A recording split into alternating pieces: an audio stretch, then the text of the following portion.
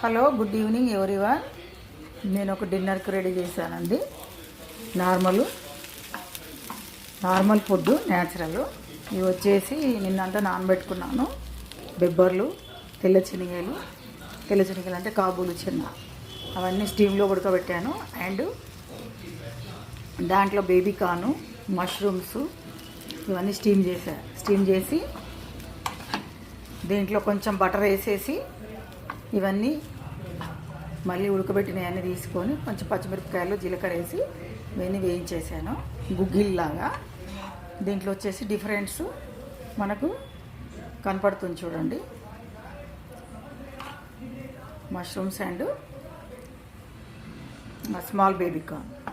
ఇందులో పెప్పర్ వేసుకోవాలి, సాల్ట్, కొంచెం జీరా పౌడరు, కొద్దిగా నిమ్మకాయ, లెమన్, కొత్తిమీర, అంతే. చాలా బాగుంటుంది.